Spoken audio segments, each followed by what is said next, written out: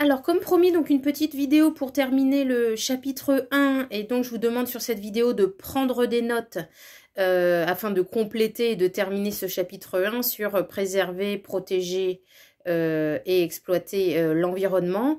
Alors, vous allez travailler sur les questions qu'on a commencé ce matin sur la forêt. Je vous conseille, pour compléter ce que nous dirons la prochaine fois et que nous corrigerons, de prendre le cours page 345 sur les forêts dans le manuel, et donc toute la partie C de la prendre en synthèse parce que c'est très bien fait. Vous pouvez recopier cette partie comme synthèse, mais je vous le redirai donc pour ce jalon sur les forêts. Alors, notre petit 2 s'intitule la protection de la nature préservée ou conservée.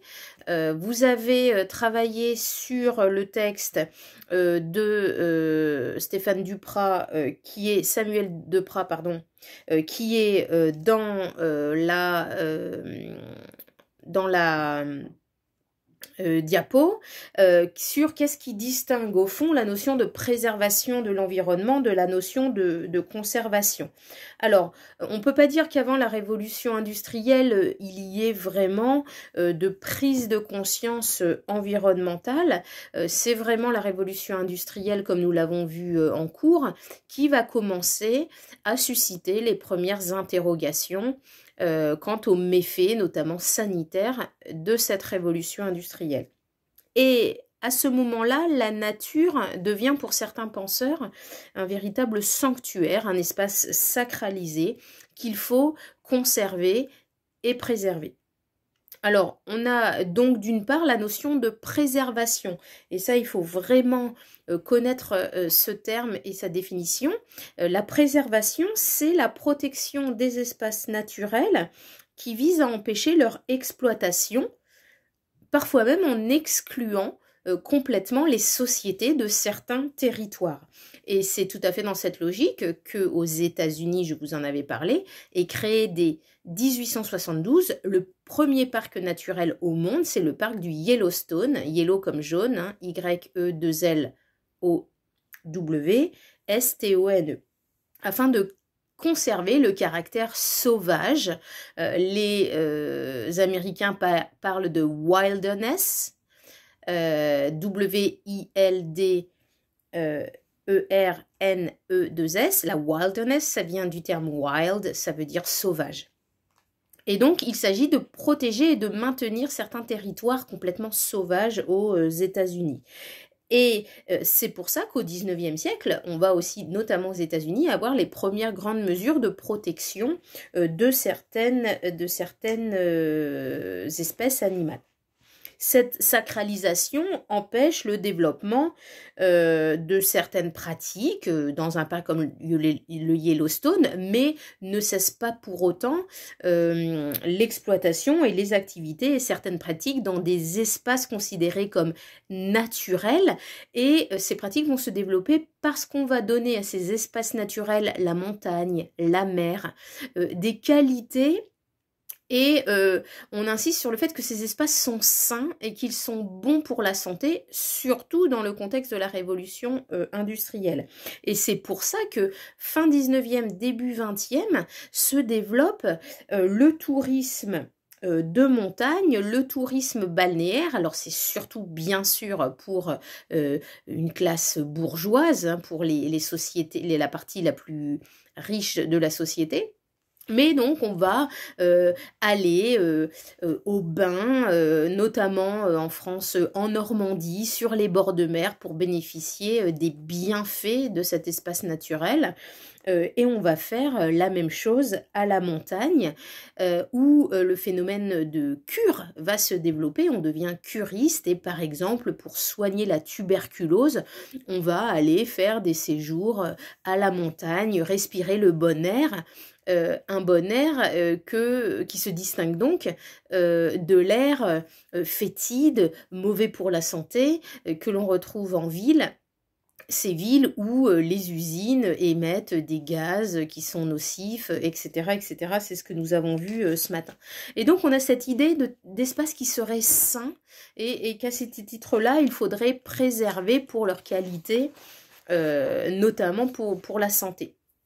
En parallèle, dans les espaces urbains, vont être menées des politiques dites urbaines visant à assainir les villes dès le 19e siècle. D'ailleurs, c'est ce que fait le baron Haussmann à Paris sous le Second Empire, donc c'est-à-dire à partir de 1871, pour faire de cet empire finalement, et de Paris au cours de l'empire, une ville qui respire bien davantage qu'avant. C'est pour ça qu'Haussmann va faire percer ces grandes avenues comme l'avenue de l'Opéra et détruire et raser plutôt des quartiers entiers qui étaient insalubres et mauvais pour la santé. Donc ces politiques s'inscrivent dans une pensée hygiéniste qui donc renvoie à cette lutte contre la pollution notamment de l'air, qui est très prégnante dans les villes comme Paris, notamment dès le 19e siècle avec la révolution industrielle. Et donc, face à ces espaces urbains qui sont donc mauvais pour la santé, va se développer aux États-Unis, en Europe, une sorte de culte de la nature qui va donc déboucher sur cette notion de préservation. On va sanctuariser des territoires. Et puis petit à petit, plutôt au 19e siècle, au 20e siècle, pardon, c'est développée la notion de conservation. Et cette notion, elle est plus nuancée puisqu'elle tend à un équilibre entre protection et exploitation des milieux. Vous avez dans le diaporama un exemple, c'est celle donc des communautés locales dans la réserve de la biosphère du papillon monarque au Mexique. Et donc la conservation, c'est que on va autour de la protection d'un milieu naturel et de sa biodiversité, et ici dans cette réserve au Mexique du papillon, permettre des activités, notamment économiques, même touristiques, en lien aussi avec la préservation et le maintien des sociétés et des hommes dans l'environnement proche.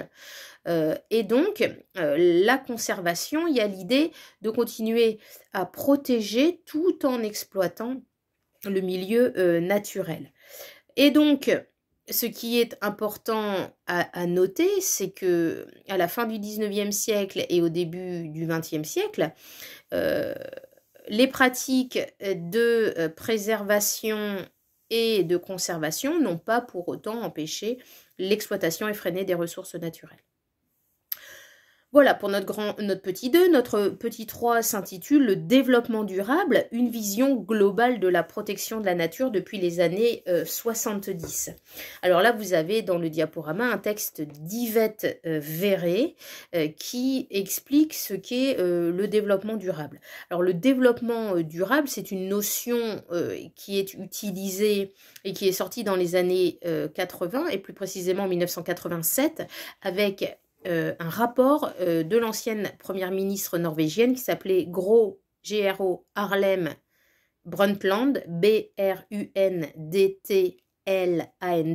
Gro Harlem Brundtland, qui explique que le développement durable cherche à préserver et à protéger les milieux, mais que cela doit être compatible avec deux autres piliers, le pilier économique, et donc permettre le développement économique des sociétés, et le pilier social, reposant sur la lutte contre les inégalités.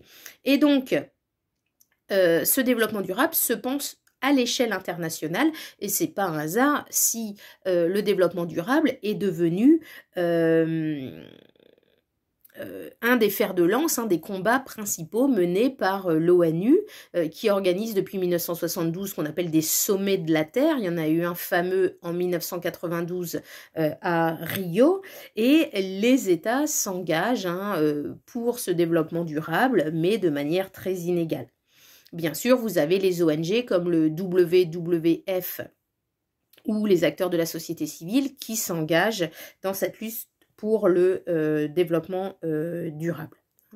Et donc, on a vraiment, hein, avec ce développement durable, l'idée que la question environnementale prend donc aujourd'hui une place croissante dans le débat public et politique, donc surtout depuis les années 70, tout en ayant en tête le fait que il est très difficile aujourd'hui de préserver totalement les espaces en excluant totalement les hommes et qu'il faut, en tout cas, les politiques essayent au maximum donc de protéger l'environnement, mais en permettant, eh bien, en n'excluant pas totalement l'homme.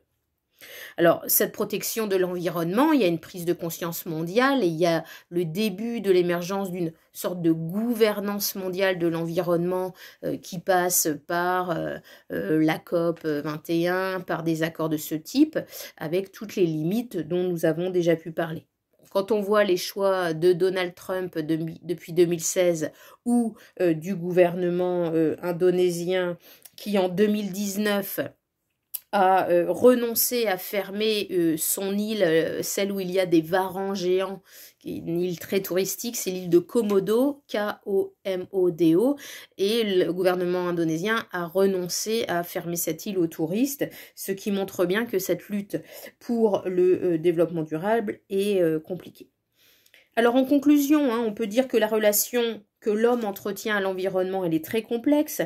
Les révolutions néolithiques et industrielles ont constitué vraiment des ruptures, des étapes où l'homme a passé et a franchi un cap sur lequel il ne peut pas revenir. Au XIXe siècle, une prise plutôt de conscience s'est développée et a débouché sur la question: comment peut-on préserver l'environnement? Est-il possible de l'exploiter tout de même de façon raisonnée? Ces questionnements hein, se poursuivent aujourd'hui et notamment autour du changement climatique qui fera l'objet de notre prochain thème. Voilà, bon courage à vous pour prendre des notes sur cette vidéo.